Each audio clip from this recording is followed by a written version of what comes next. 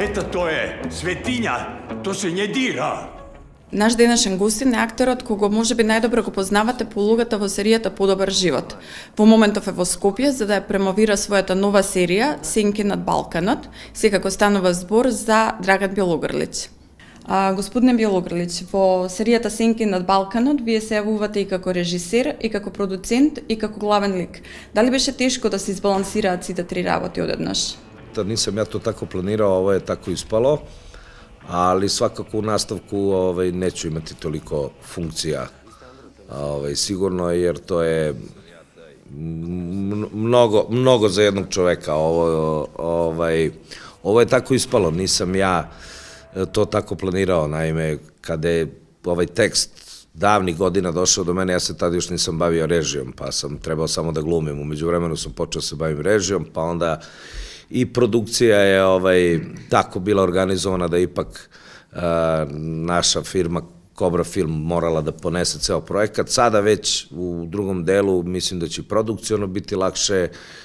Već i u ovom prvoj sezoni je bilo nekoliko reditelja radilo zajedno sa mnom. Mislim da će u drugoj sezoni to biti princip, da će mnogo više reditelja raditi, tako da u nastavku ću smanjiti tu odgovornost sa sebi. To jeste, kako da kažem, princip rada, da je prva sezona uvek najteža i nije slučajno da sve serije koje gledamo imaju po 5-6 sezona, jer tu i jeste taj catch. Ako vi u prvoj sezoni pobedite, ako napravite nešto zanimljivo, onda je sve mnogo lakše. Во серијата глумат голем број на хрватски и српски актери, меѓутоа тука се вклучени и македонските Никола Ристановски, Тони Михајловски, Петар Арсовски. Дали беше тешко да се избере македонската екипа? Како успеавте да ги соберете сите вистински ликови на едно место? Kako da kažem, mi kad smo krenuli da pišemo priču, mi smo već imali makedonsku priču tu liniju, imali smo u scenariju, iako se još nismo dogovorili sa makedonskim producentom. Znači, mi bi, logično i dobro je da je Makedonija ušla u ovaj projekat, ali hoću da kažem čak i da se nismo dogovorili sa makedonskim partnerom, mi bi imali makedonsku priču. Tako je isto i za nastavak. Mi ćemo nastaviti da se bavimo tom makedonskom linijom. U krajnjoj liniji VMRO je ubio kralja, moramo da se bavimo sa VMRO-om. Nije ovaj projekat nastao tako što smo se mi dogovorili sa partnerima pa pravili priču. Mi smo pravili priču, a onda je priča sama, kako da kažem, privlačila partnere. Tako je i sa glumcima. Nismo mi sad smišljali, sad mora da nam igraju makedonski glumci. Ne, oni su bili deo priče i logično je bilo da igraju. I tako će biti i u nastavku. Кариерата ја започнавте 1978 година со улогата во филмот Бошко Буха. Дали во тоа време мислевте дека актерството ќе биде ваша професија? Не. Mislim da nije moguće. Mislim, u stvari, moguće. Ima ljudi koji su prosto tako od malena znali čime hoće da se bave. Ja ne. Ja nisam, ja sam bio,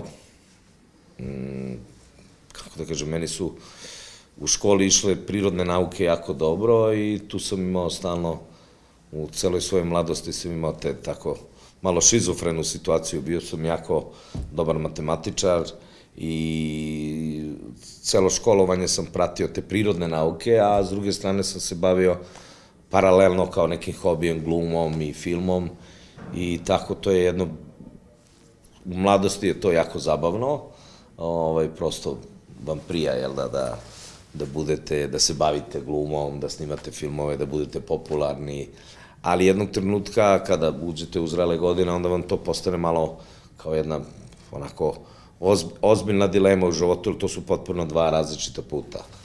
I ja sam krenuo putem prirodnih nauka, upisao sam građevinski fakultet, završio sam prvu godinu, ali sam shvatio da me to stvarno uopšte ne zanima i onda sam se prebacio u svojoj 20. godini na glumu i od tada se bavim ovim čime se bavim profesionalno. Pre toga sam radio, dosta sam ja snimio pre Fakulteta dramskih umetnosti, snimio sam 4 filma, 3-4 serije, ali ja smatram da faktički onog trenutka kada sam upisao Fakultet dramskih umetnosti, da je to moment kada sam se ja opredelio da to bude moj život.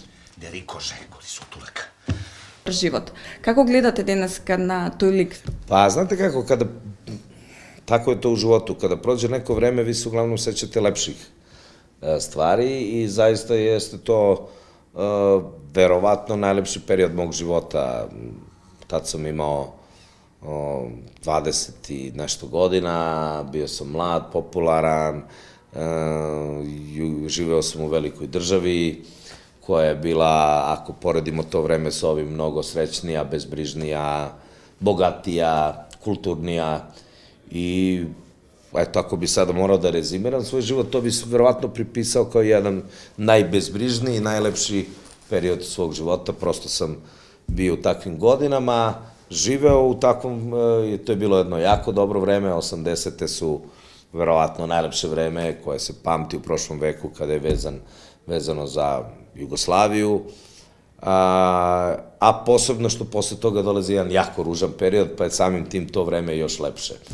Tako da sve što je vezano za bolji život i za ulogu koju sam igrao tamo, ja to samo imam najlepše moguće uspomene. Во вашата биографија стоят преку 40 снимани филмови и серии.